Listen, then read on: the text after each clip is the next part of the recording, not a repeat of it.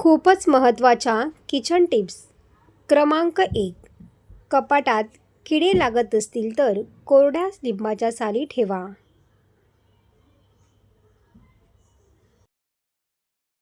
क्रमांक 2. पांढरे कपडे पिवळे पडत असतील तर धुताना पाण्यात थोडा बेकिंग सोडा टाका. क्रमांक 3. फरशीवर पाय घसरत असेल तर पुसताना थोडा व्हिनेगर टाका.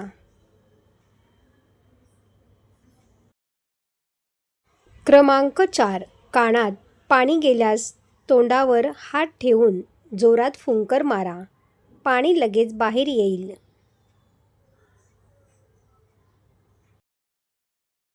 क्रमांक 5. सब्जाचे पाणी पिल्याने शरीरातील उष्णता कमी होते. सब्जाचे पाणी लहान मुलांना पाजावे. पोटातील जंत पडून जातात.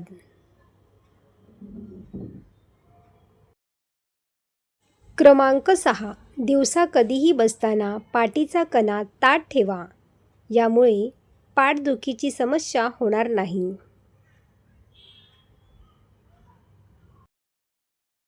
क्रमांक 7. खाण्यापिण्याच्या कोणत्याही गोष्टी जास्त गरम असल्यास प्लास्टिकच्या कोणत्याही भांड्यामध्ये ठेवू नका.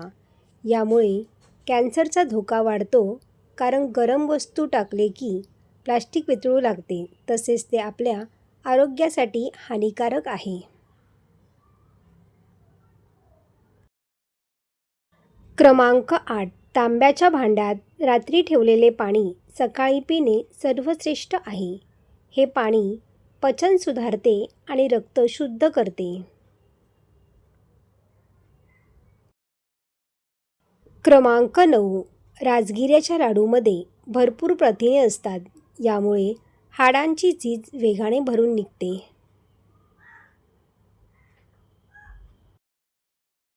क्रमांक 10. व्यायामाचा अतिरेक. अचानक जड व्यायाम केल्याने स्नायूमध्ये लॅक्टिक ॲसिड साचते, त्यामुळे पोटऱ्या दुखतात. क्रमांक 11. पोषक तत्वाची कमतरता असल्यास व्हिटॅमिन डी आणि बी. शरीरात कमतरता असल्यास पाय आणि सांधे दुखण्याचे प्रमाण जास्त वाढते.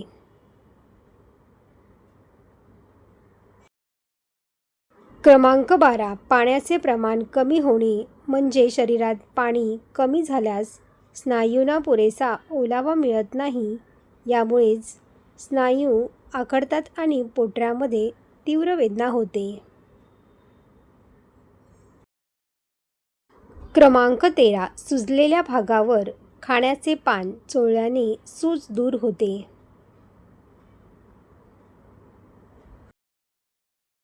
क्रमांक 14.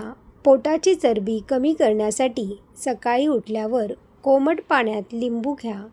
तसेच रिकामी पोटी वेगाने चाला.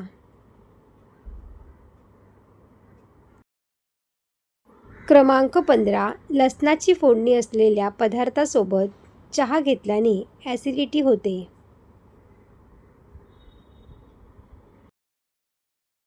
क्रमांक 16. साखर गूळ न वापरता नाचणीचे लाडू बनवा.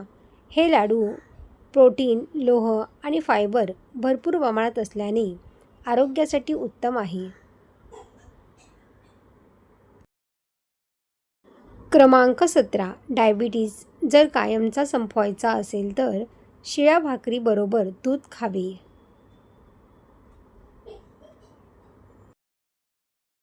क्रमांक 18. डोसा बनवताना गॅसची फ्लेम मध्यम ठेवावी आणि डोसा जर तव्याला चिटकत असेल तर अर्धा कांदा कापून त्यावर सुरी लावून तेलामध्ये बुडवून तव्यावर फिरवावा, म्हणजे डोसा तव्याला चिटकणार नाही.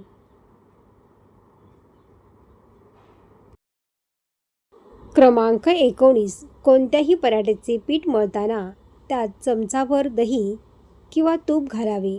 पराठे खुसखुशीत होतात.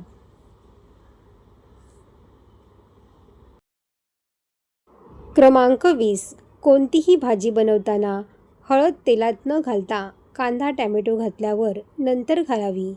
यामुळे हळद करपत नाही. क्रमांक 21. जिरे खराब होऊ नये म्हणून त्यात 3 ते 4 वेलची टाकून ठेवावी. जिरे खराब होत नाही.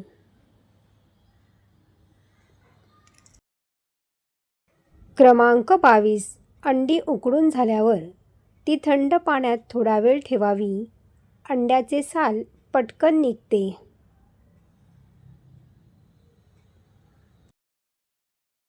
क्रमांक 23. कडधान्य, डाळी वर्षभर साठवून ठेवायचे असल्यास ते खराब होऊ नये म्हणून त्यात तमालपत्र टाकून ठेवावे.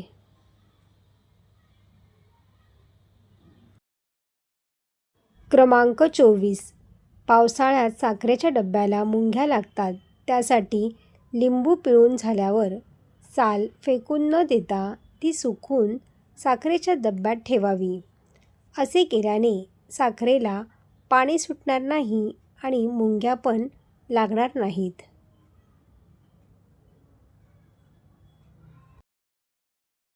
क्रमांक 25. कांदा लसूण विरहित पनीरची भाजी बनवायची असेल तर त्यामध्ये काजूची पेस्ट आणि मगजबीची पेस्ट घालावी.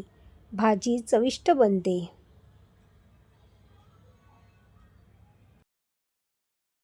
क्रमांक 26.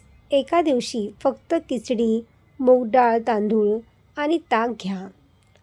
काय होते, आतड्याला विश्रांती मिळते, खराब झालेली चयापचय प्रक्रिया सुधारते.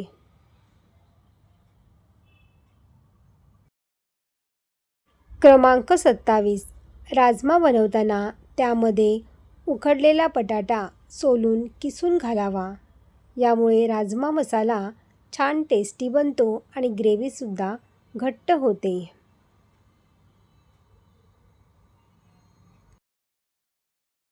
क्रमांक 28. मुळा किसून झाल्यावर त्याला पाणी सुटते, ते पाणी फेकून न देता आमटीमध्ये घालावे. आमटीला चव छान येते आणि मुळ्याचे सुटलेले पाणी गुणकारीसुद्धा असते.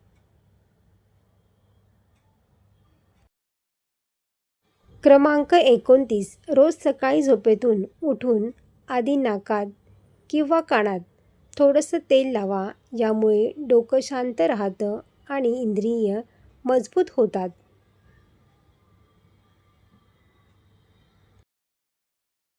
क्रमांक 30. मसाला वाटताना त्यात थोडंसं मीठ टाका. वाटण चांगलं बारीक होतं आणि मिक्सरचा आवाज कमी होतो.